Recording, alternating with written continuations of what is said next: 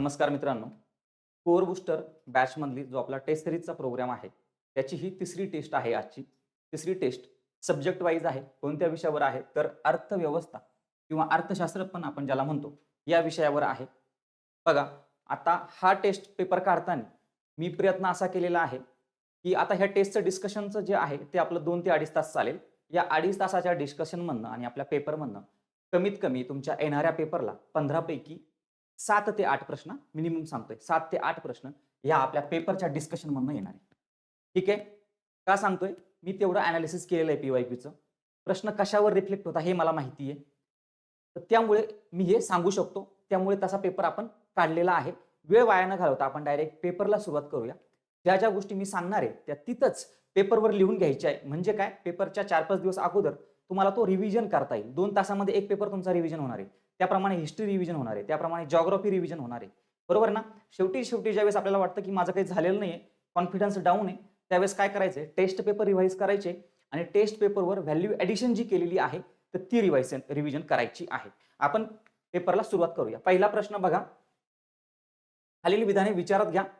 निव्वळ राष्ट्रीय उत्पादनापेक्षा स्थूल राष्ट्रीय उत्पादन नेहमी कमीच असते.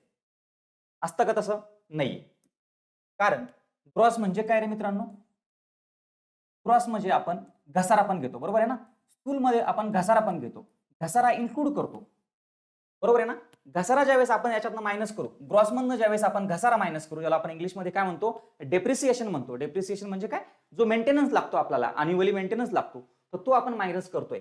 घसारा आपण मायनस करतोय आणि घसारा ज्यावेळेस आपल्याला मायनस होतोय त्यावेळेस आपल्याला काय भेटतंय? तर निव्वळ उत्पादन भेटतंय किंवा निव्वळ उत्पन्न भेटतंय. नेट भेटतंय आपल्याला, बरोबर? मग नेट काय असणार आहे रे मित्रांनो? नेट काय असणार आहे?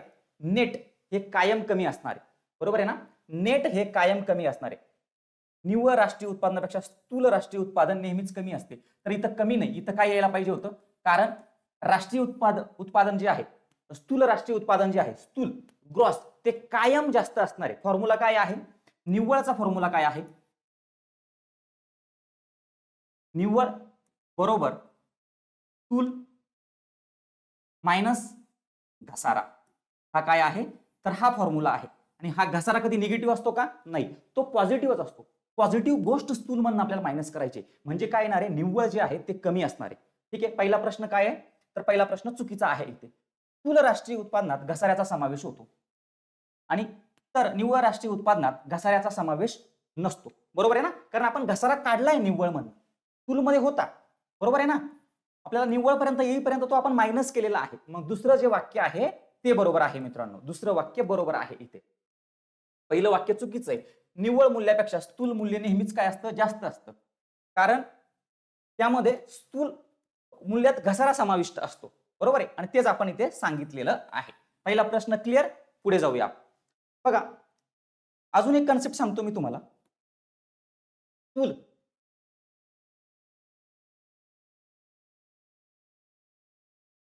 स्थूल राष्ट्रीय उत्पन्न, स्थूल राष्ट्रीय उत्पन्न आणि स्थूल देशांतर्गत उत्पन्न. राष्ट्रीय ज्यावेळेस मी म्हणतोय तर त्या देशाचे जे सिटीजन आहेत, सिटीजन्स म्हणजे नागरिक आहे, तर त्यांचं इन्कम आपल्याला मेजर करायचंय. मग ते भारतात काम करो, भारताच्या बाहेर काम करो, बरोबर आहे? त्यांचं उत्पन्न आपल्याला मोजायचंय. पण जे भारतामध्ये काम करतायत त्याचं काय करायचंय मग? तर ते आपल्याला मायनस करायचंय. पुन्हा सांगतो बघा. स्थूल देशांतर्गत उत्पादन म्हणजे काय?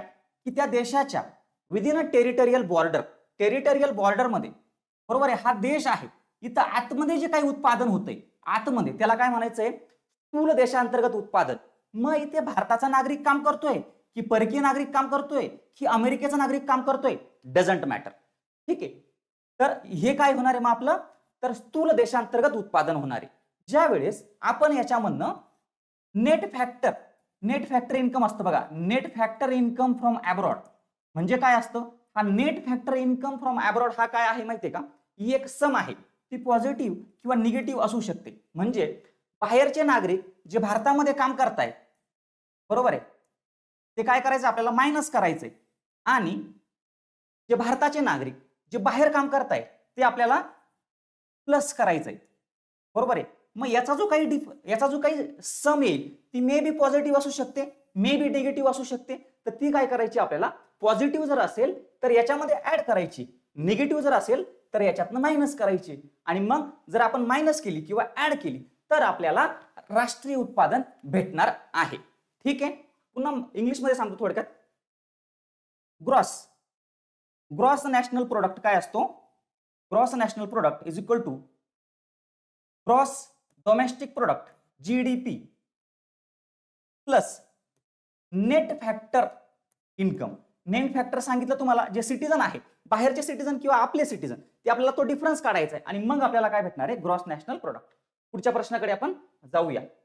राष्ट्रीय उत्पादनाच्या मापनातील प्रमुख अडचणी कोणत्या? राष्ट्रीय उत्पादनाच्या मापनातील प्रमुख अडचणी कोणत्या? दोन अडचणी आहे इथं मित्रांनो. एक आहे संकल्पनात्मक,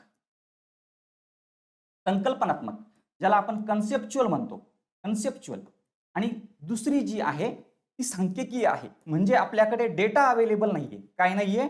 डेटा अवेलेबल नाहीये. त्याला इंग्लिशमध्ये आपण स्टॅटिस्टिकल म्हणतो. दोन प्रकारचे जे प्रॉब्लेम आहे ते आपण नॅशनल इन्कम काढताना फेस करत असतो. पहिला आहे संकल्पनीय, दुसरा आहे सांख्यिकीय, त्याला आपण स्टॅटिस्टिकल म्हणतो. ही जी संकल्पनात्मक जो प्रॉब्लेम आहे त्याच्यामध्ये काय असतं की, फॉर एक्झाम्पल बघा, काही अंडरग्राऊंड बिझनेस चालतात, बरोबर आहे ना, ज्याला आपण आपल्या गावठी भाषेत काय म्हणतो, 2 नंबरचा धंदा. ठीक आहे, तर 2 नंबरचा धंदा काय म्हणतो, कारण तो 1 नंबर नाही. 1 नंबर म्हणजे काय, ज्याला आपण टॅक्स भरतोय, जो मॉनिटर होतोय गव्हर्नमेंटकडनं, हा जो आहे तो मॉनिटर होत नाही. याला आपण काय म्हणतो स्टँडर्ड लँग्वेज मध्ये, अंडरग्राऊंड बिझनेसेस. हे जे अंडरग्राऊंड बिझनेसेस आहे हे आपण टाकले का याच्यामध्ये? नाही. मग याला काय म्हणायचं आपल्याला, संकल्पनात्मक मध्ये टाकायचंय, संकल्पनात्मक मध्ये टाकायचंय, कन्सेप्च्युअल मध्ये टाकायचंय. जसं की काही वेळेस कॅल्क्युलेट करताना एकच उत्पादन 2 वेळेस कॅल्क्युलेट होतं, दुहेरी गणना होते, बरोबर आहे ना, दुहेरी गणना होते. ते देखील कशामध्ये येईल, तर संकल्पनात्मक मध्ये. ठीक आहे, जसं की असे काही सर्व्हिसेस आहेत, जसं की आई बाळाचं संगोपन करते, आई बाळाला वाढवते, त्याचं कुठे काही मॉनिटायझेशन आहे का? नाही. तर मग अनमॉनिटाइज्ड सेक्टर जे आहे, अनमॉनिटाइज्ड सेक्टर, ते देखील कशामध्ये येईल, तर संकल्पनात्मक मध्ये येईल. ठीक आहे, ही झाली संकल्पना. त्यानंतर सांख्यिकीय, काही बिझनेस लीगल आहे, सगळं आहे, पण त्याचा डेटा आपल्याकडे अवेलेबल नाहीये. डेटा आपल्याकडे अवेलेबल नसल्यामुळे हा सांख्यिकीय प्रॉब्लेम आपल्याला येतो. ठीक आहे, हा प्रश्न काही रँडमली टाकलाय का मी? नाही, त्याच्यावर प्रश्न आलाय, पुढे दाखवतो तुम्हाला. मग राष्ट्रीय उत्पादनाच्या मापनातील प्रमुख अडचणी कोणत्या आहेत? 2 अडचणी आहेत. कोणत्या? संकल्पनात्मक आणि सांख्यिकीय. ठीक आहे, कळालं? आता बघ, संकल्पनात्मक मध्ये जे आर्थिक नसलेले व्यवहार असतात, जसं की गृहिणी घरगुती काम करतात, त्याच्यानंतर दुहेरी मोजण्याची समस्या, एकच वस्तूचे मूल्य एकापेक्षा जास्त वेळ मोजली जाते, बरोबर आहे ना. व्हॅल्यू ऍडिशन मध्ये मोजताना आपण पहिल्यांदा पण कन्सिडर करतो, सेकंड टाइम पण कन्सिडर करतो, पण त्याचा डिफरन्स आपण जे क्रेडिट आहे ते आपण मायनस करत नाही. बेकायदेशीर उत्पन्न, तुम्हाला सांगितलं मी, जुगार, तस्करी, काळा बाजार, अंडरग्राऊंड इकॉनॉमी, पॅरलल इकॉनॉमी, हे कशामध्ये येणार आहे, तर संकल्पनात्मक मध्ये येणार आहे. त्याच्यानंतर सांख्यिकीय अडचणी, असंघटित क्षेत्र, आपल्याला माहिती आहे की 90%च्या आसपास भारतातला जो रोजगार आहे तो कुठून येतो, असंघटित क्षेत्राकडनं येतो. तर त्याच्याबद्दलचे जे आर्थिक व्यवहार आहे ते आपण यामध्ये कन्सिडर करत नाही. तसेच काही जी आकडेवारी आहे ती ट्रस्टेबल नसते, ट्रस्टवर्दी नसते, त्याच्यामुळे पण प्रॉब्लेम येतो. त्याच्यानंतर माहितीचा अभाव, बरोबर आहे. तर ह्या गोष्टी तुम्हाला कळायला पाहिजे. आता बघा, प्रश्न आलेला आहे, आत्ताच आलेला आहे. कधी आलेला आहे? ग्रुप बी प्रिलिम्स 2026. ठीक आहे, रॅन्डमली प्रश्न टाकलेले नाहीये.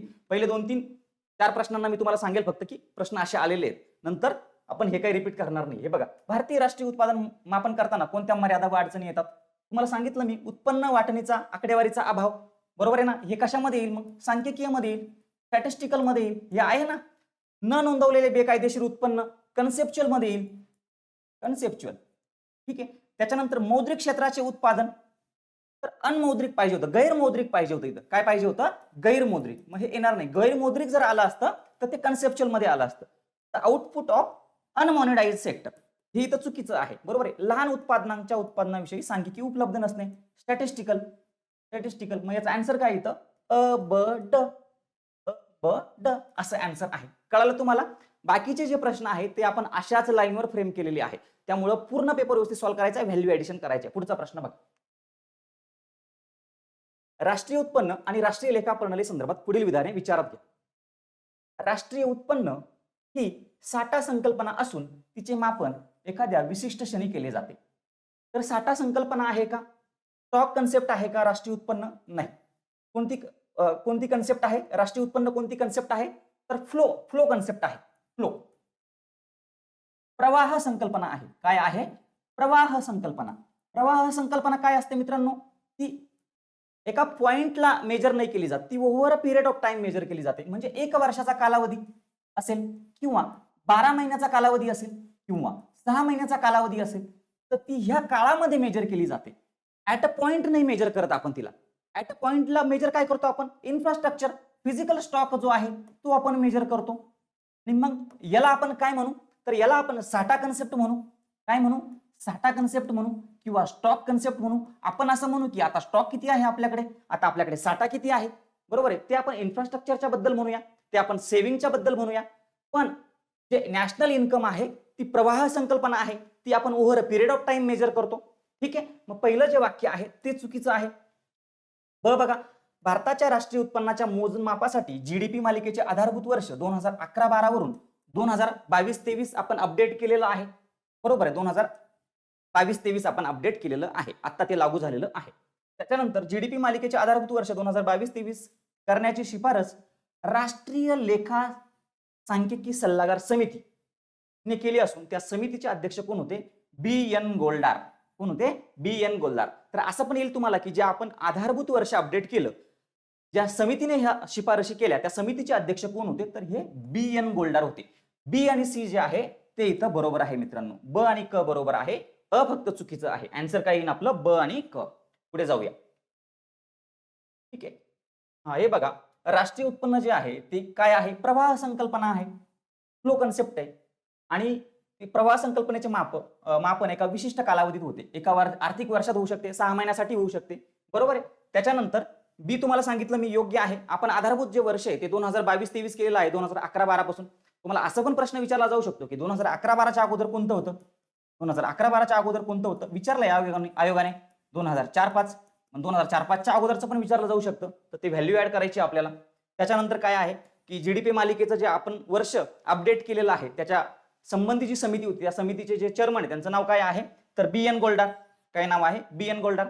पुढे जाऊया. राष्ट्रीय उत्पन्न समितीच्या संदर्भात खालील विधाने विचारात घ्या. बघा, स्वातंत्र्यानंतर भारत सरकारने ऑगस्ट 1948 मध्ये राष्ट्रीय उत्पन्न समिती, खूप महत्वाचं आहे, राष्ट्रीय उत्पन्न समिती नियुक्त केली होती. पण ती ऑगस्ट 1948 ला नाहीये मित्रांनो. ती कधी आहे? 1949 ला. 1949 ला आहे. ठीक आहे. या समितीमध्ये पी.सी. महालनोबिस, डी.आर. गाडगीळ, व्ही.के.आर. भीराव यांचा समावेश होता. तर बरोबर आहे. राष्ट्रीय उत्पन्न समितीचा पहिला अहवाल 1951 मध्ये आला, तर अंतिम अहवाल 1954 मध्ये प्रसिद्ध झाला.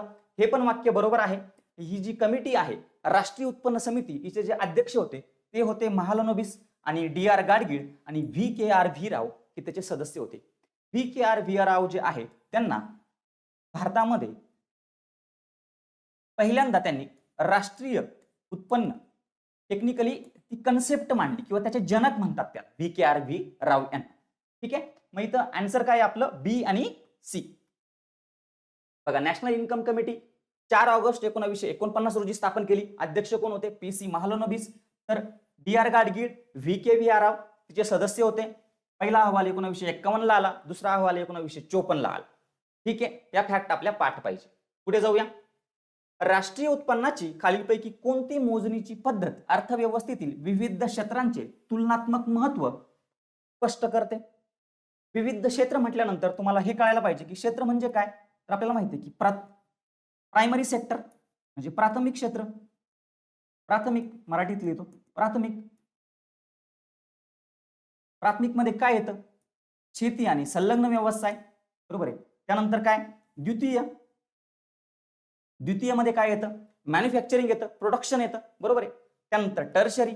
टर्शरी मध्ये काय येतं? सर्व्हिस सेक्टर येतं, सेवा क्षेत्र येतं.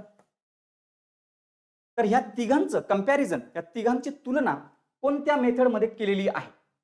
तर बघा, उत्पादन पद्धतीमध्ये आपण काय करतो की प्रायमरी सेक्टरचं उत्पन्न आपण पहिल्यांदा मोजतो, त्यानंतर सेकंडरीचं मोजतो, त्यानंतर टर्शरीचं मोजतो आणि याची काय करतो आपण? ऍडिशन करतो.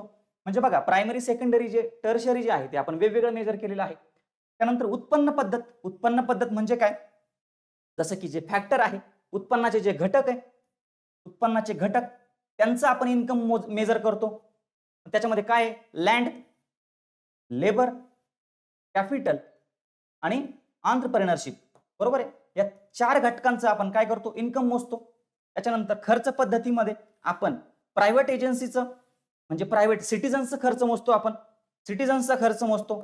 त्याच्यानंतर बिझनेसेसचा खर्च आपण मोजतो. बरोबर आहे. On final goods and services. त्याच्यानंतर आपण गव्हर्नमेंटचा खर्च मोजतो. बरोबर आहे. मग आता इथं कंपॅरिझन कुठं कळते आपल्याला? तर कंपॅरिझन उत्पादन पद्धतीमध्ये झालेलं आहे. उत्पादन या राष्ट्रीय उत्पन्न मोजण्याच्या 3 मेथड आहे. या 3च मेथड आहे, दुसरी कोणतीही नाही. आयोग तुम्हाला एक्सपोर्ट इम्पोर्ट असं काहीतरी म्हणेल. खूप बेसिक जर प्रश्न विचारला तर आयोग तुम्हाला असा प्रश्न विचारू शकतं की खालीलपैकी कोणती राष्ट्रीय उत्पन्नाची मेथड नाहीये, राष्ट्रीय उत्पन्न मोजण्याची पद्धत नाहीये. ठीक आहे. तर या 3 आपल्याला माहिती पाहिजे. बाकी दुसरं काही पण टाकलं तर ते आपल्याला रिमूव्ह करायचंय. ठीक आहे. इथं आन्सर काय? एक बघा, उत्पादन पद्धत त्यालाच आपण प्रोडक्ट किंवा व्हॅल्यू ॲडेड मेथड म्हणतो. याच्यामध्ये काय होतंय की तुलना होते वेगवेगळ्या सेक्टरची. बघा, प्राथमिक क्षेत्र, द्वितीय क्षेत्र, तृतीय क्षेत्र वर्गीकरण करण्यात येते. प्रत्येक क्षेत्राने अर्थव्यवस्थेत किती मूल्यवर्धन केले, प्रत्येक क्षेत्राचा वाटा किती आहे, हे आपल्याला समजतं. त्याच्यानंतर उत्पादन पद्धत बघा, या पद्धतीमध्ये उत्पादनाचे जे घटक आहे ज्याला आपण फॅक्टर्स ऑफ प्रोडक्शन म्हणतो, भूमी, श्रम, भांडवल, त्याच्यानंतर संयोजक मध्ये हे सगळं मॅनेज करणारा, राईट, मॅनेज करणारा, एंटरप्रेन्योरशिप, रिस्क घेणारा.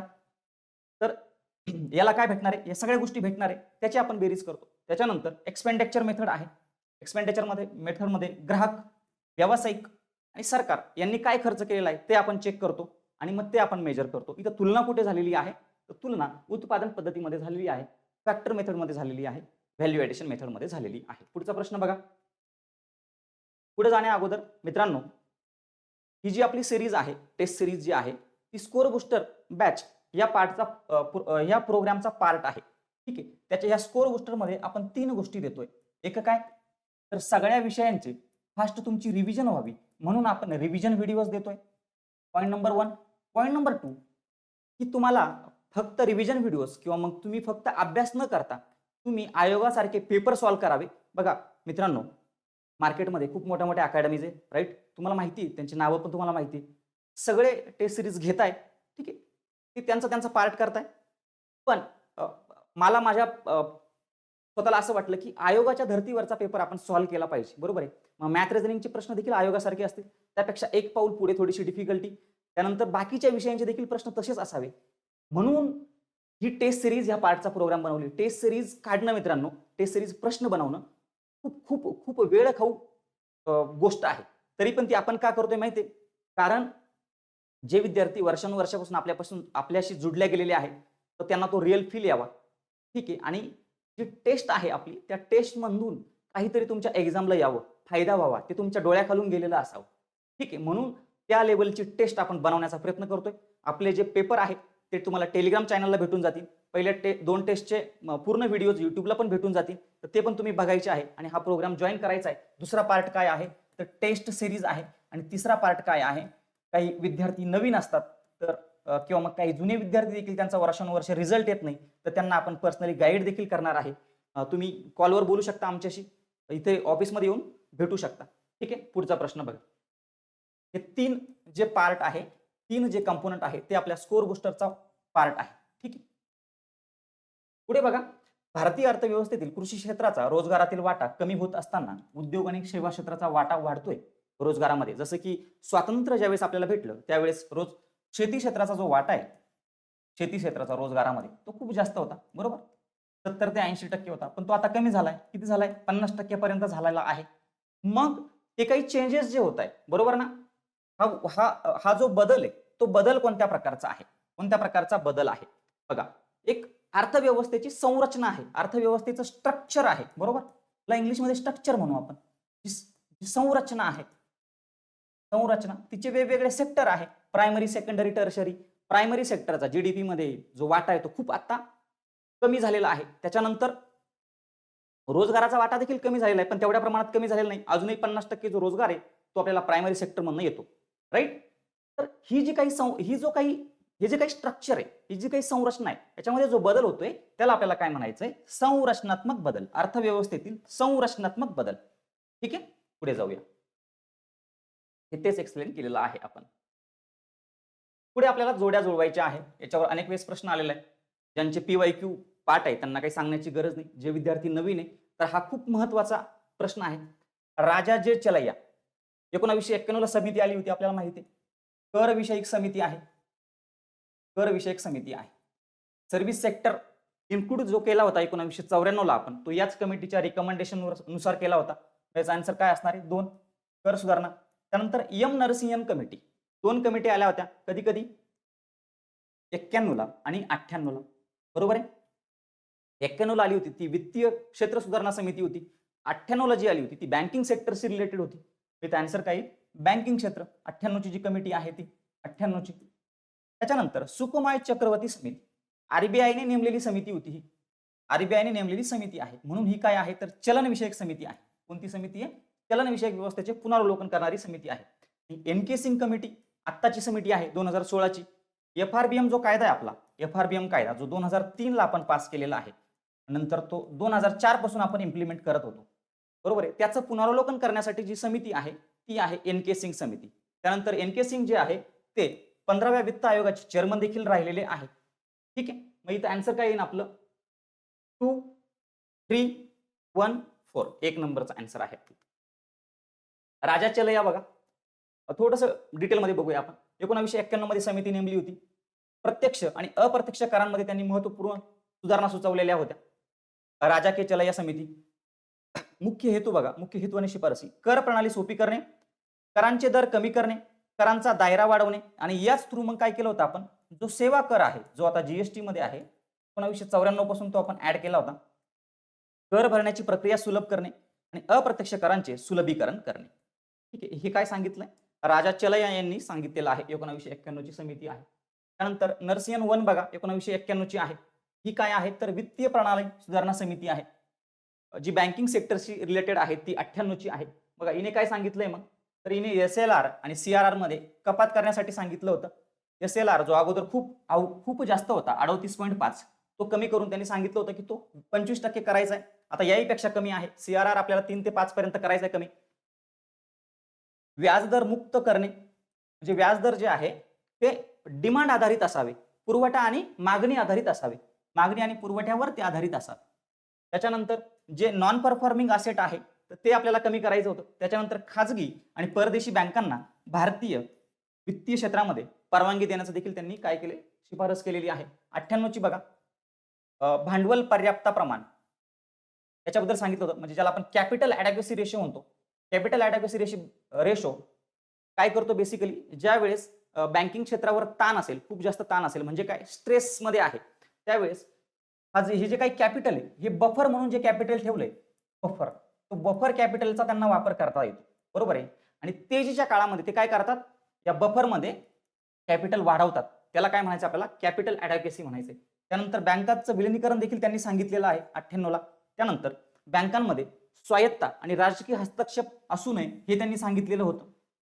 आणि त्याच्यानंतर काय, NPA 2002 पर्यंत NPA जे आहे ते आपल्याला 3% पेक्षा कमी करायचं होतं. पुढे बघा, चलन विषयक समिती 1982 ला नेमलेली आहे आरबीआयने. कोणती? सुकुमाय चक्रवर्ती समिती. आपल्याला आयोग डायरेक्ट असा प्रश्न येऊ शकतो की सुकुमाय चक्रवर्ती आपल्याला दिलेले, सुकुमाय चक्रवर्ती कमिटी आपल्याला दिलेली आहे आणि विचारलं की योग्य आन्सर काय आहे याचं, मग ते सांगतील की 82 ला नेमलेली आहे, नंतर म्हणतील की आरबीआयने नेमलेली आहे, आणि नंतर म्हणतील की चलन विषय वित्त समिती आहे. कोणती? चलन विषय. ठीक आहे. तर ते सगळं त्याचं करेक्ट असणार आहे. त्याचा रिपोर्ट 1985 ला आला होता, हे पण आपल्याला माहिती पाहिजे. त्याच्यानंतर या समितीने पैशाचा पुरवठा व्यवस्थापित करणे, चलनवाढीवर नियंत्रण ठेवणे, स्थिर आर्थिक वाढीला चालना देणे, या गोष्टींसाठी काय केलं की चलन व्यवस्थापन प्रणालीमध्ये सुधारणा सुचवलेल्या आहेत. एनके सिंग कमिटी 2016 ची आहे, बरोबर आहे. जो कायदा आहे आपला FRBM act, fiscal responsibility and budget management act, त्याच्याबद्दल वेगवेगळ्या गोष्टी सुचवलेल्या आहेत. त्या कायद्याचं नाव चेंज करा असं सांगितलंय त्यांनी. काय सांगितलंय? कर्ज आणि राजकोषीय दायित्व कायदा.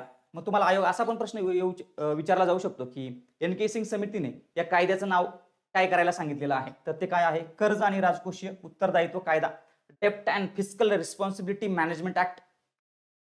बघा, ह्या काही प्रमुख शिफारसी सांगितलेल्या आहेत. त्यांनी काय सांगितलंय की जे सार्वजनिक तुमचं कर्ज आहे, सार्वजनिक कर्ज म्हणजे सेंटरचं आणि स्टेटचं मिळून सांगतो मी तुम्हाला इथं, सेंटर आणि स्टेट, तर ते 60% पेक्षा जास्त असता कामा नये. कशाच्या 60%? तर जीडीपीच्या 60%. ठीक आहे.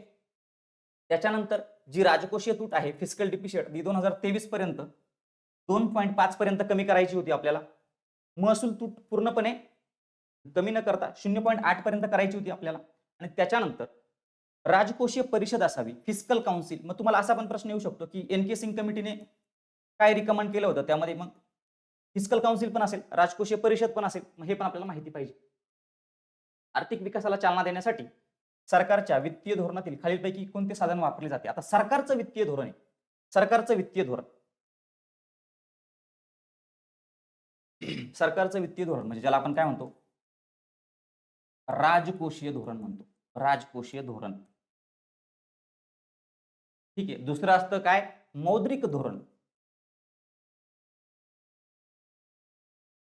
एक लक्षात घ्या, ज्यावेळेस राजकोषीय धोरण असं तुम्हाला विचारलं जाईल, त्यावेळेस फक्त सरकार ज्या गोष्टी करते ते फक्त राजकोषीय धोरणमध्ये येईल. मग याच्यामध्ये काय काय येईल? याच्यामध्ये कर येईल, बरोबर आहे, सार्वजनिक कर्ज येईल, सार्वजनिक कर्ज, त्यानंतर काय, सार्वजनिक खर्च, बरोबर आहे. ह्या गोष्टी कशामध्ये येणार आहे?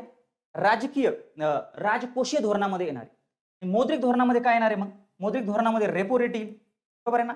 Repo rate, reverse repo rate, bank rate, open market operation, OMO, open market operation. अजून काही? अजून रिव्हर्स रेपो रेट. ठीक आहे. या गोष्टीत आपण बघूया, पुढे प्रश्न आलेला याच्यावर. पण मला हे सांगायचं आहे की मौद्रिक धोरण जे आहे ना, मौद्रिक धोरण फक्त फक्त फक्त रिलेटेड टू आरबीआय. ठीक आहे. याच्यामध्ये कन्फ्युजन होऊन देता कामा नाही. खूप बेसिक आहे, पण प्रश्न चुकतो. तो 1 मार्क आपला गेला नाही पाहिजे. आरबीआय जे काही करतं ते आहे मौद्रिक धोरण. त्याला आपण इंग्लिशमध्ये म्हणतो मॉनिटरी पॉलिसी, बरोबर आहे, मॉनिटरी पॉलिसी. आणि जे काही राजकोषीय धोरण आहे, फिस्कल पॉलिसी आपण ज्याला म्हणतो, गव्हर्नमेंटशी रिलेटेड जे असणार आहे ते असणार आहे फिस्कल पॉलिसी. इथं काय विचारलंय? सरकारचं वित्तीय धोरण. पत नियंत्रण धोरण कोणाचं आहे मित्रांनो? तर ते आरबीआयचं आहे. कर धोरण हे सरकारचं आहे, हे राजकोषीय धोरणाचा पार्ट आहे, बरोबर आहे. त्यानंतर बँक दर धोरण मॉनिटरी पॉलिसीचा पार्ट आहे. त्यानंतर खुल्या बाजारातील व्यवहार, ज्याला आपण ओपन मार्केट ऑपरेशन म्हणतो, ते देखील काय आहे? मौद्रिक धोरणाचा पार्ट आहे. मग इथं आन्सर काय आपलं? 2 जे आहे ते आन्सर आहे. आता बघा, राजकोषीय धोरणाचे प्रमुख साधने कोणते? एकतर कर धोरण, टॅक्सेशन, मग इनडायरेक्ट टॅक्स, डायरेक्ट टॅक्स, त्याच्यानंतर सरकारी खर्च, पायाभूत सुविधा, आरोग्य, शिक्षण, संरक्षणावर जो काही खर्च केला जातो तो कशाचा पार्ट आहे? राजकोषीय धोरणाचा पार्ट आहे. सार्वजनिक कर्ज, पब्लिक डेब्ट, हे पण कशाचा पार्ट आहे? तर राजकोषीय धोरणाचा. आणि अर्थसंकल्प, अर्थसंकल्प तर अर्थसंकल्प is a flagship document, flagship document of the fiscal policy of the government. Fiscal policy of the government राजकोषीय धोरणाचा फ्लॅगशिप डॉक्युमेंट आहे अर्थसंकल्प. सार्वजनिक कर्जामुळे अर्थव्यवस्थेतील खालीलपैकी कोणत्या बाबींवर परिणाम होतो? सार्वजनिक कर्जामुळे कोणत्या बाबींवर परिणाम होतो? किंमत पातळी.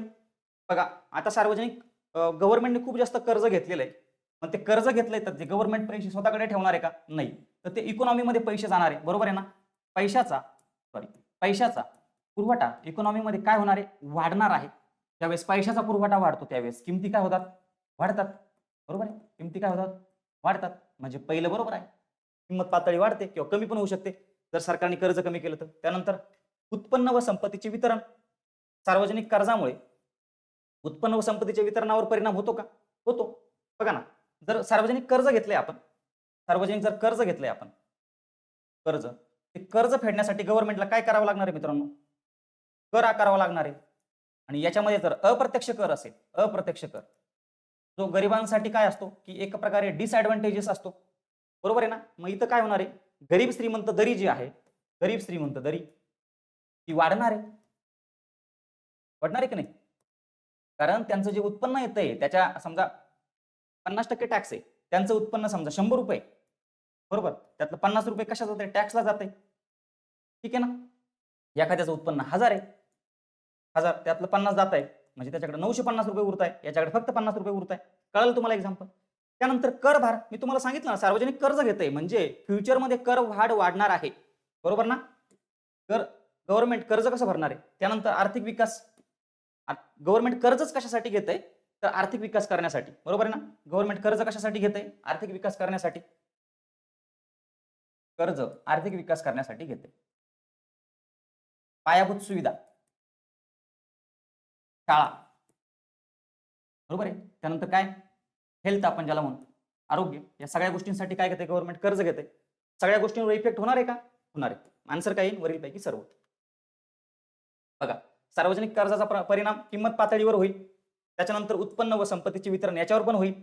त्यानंतर करभार वाढणार आहे. आपण कर्ज घेतोय म्हणजे ते कर्ज फ्युचरमध्ये काय करावं लागणार आहे, आपल्याला कर आकारूनच भरावं लागणार आहे.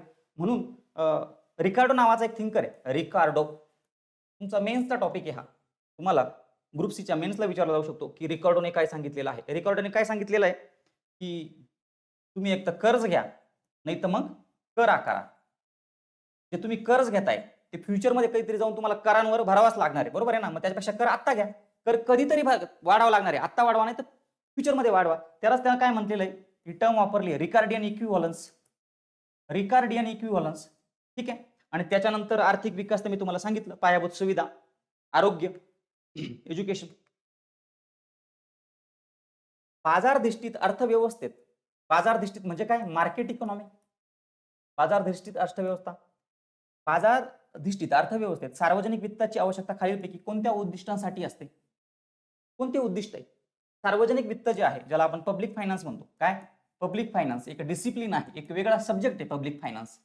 सार्वजनिक कर्ज, टॅक्स वगैरे या गोष्टीशी रिलेटेड जी टर्म आहे तिला आपण काय म्हणतो, पब्लिक फायनान्स म्हणतो.